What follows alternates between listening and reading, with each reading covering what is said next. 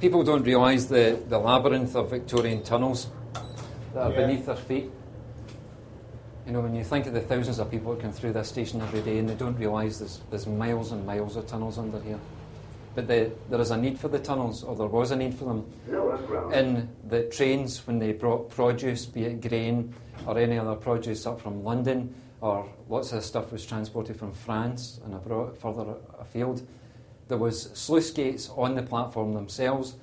They'd be opened and the grain would fall into the archways underneath.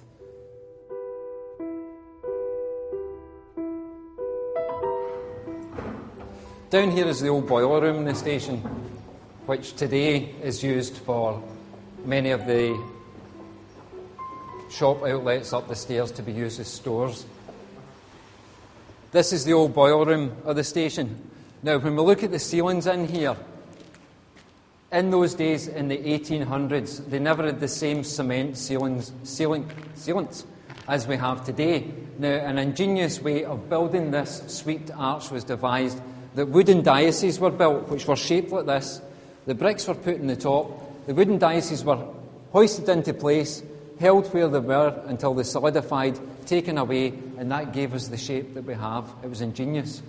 As I mentioned earlier on, the sluice gates that were on the platforms for the storing of grain and various other produce, these are examples of them here, although this was the original boiler room.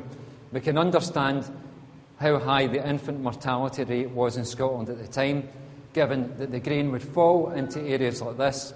People would come in horses and carts, shovel the stuff onto the back of a lorry, back of a horse and cart, and take it away. These areas here were infested with rats. Thankfully, they're not today, but they were then.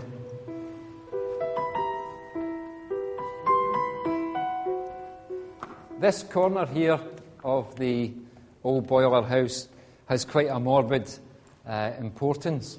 In 1929, in the stock market crash of New York, when many people lost most of their savings and possessions, there was a Glaswegian investment banker who lived in Newton Mearns, lost all of his money in stocks and bonds in New York, was an absolutely distraught and shattered man. So the only way that he thought he could recoup his money was he heavily insured his wife, and he brought her down here in 1929 and strangled her in that corner.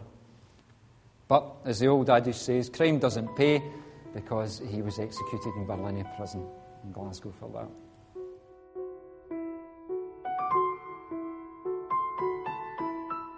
That everything in this station, be it sub-level or the top level for everybody to see, everything is done with a purpose. These gates are painted red to illustrate the fact that the mail train would leave here every single night, carrying all the parcels and letters that would go into London Euston and for distribution by the Royal Mail.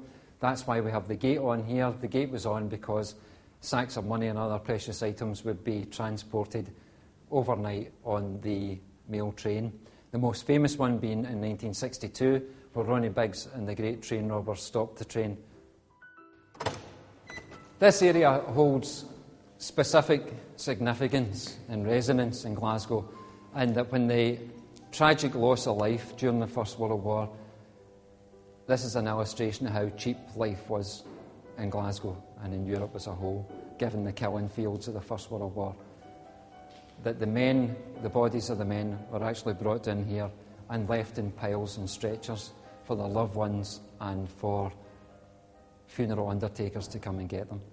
Now, I've carried out many tours of this station over the years, and next door there's another area where predominantly the most amount of bodies were held.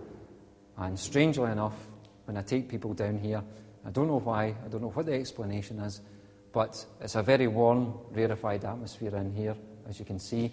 That's illustrating how perfect the girders have been preserved.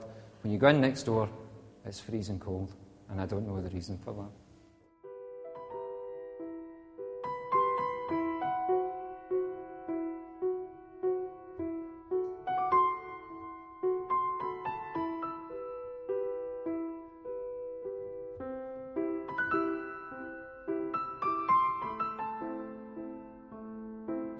From these discussions and this information I've given you today, at least stop a while in Central the next time you're on your way, either home or on a journey or for a night out, pause for a wee minute and take a look at the magnificent building that the Glaswegians and Scots have.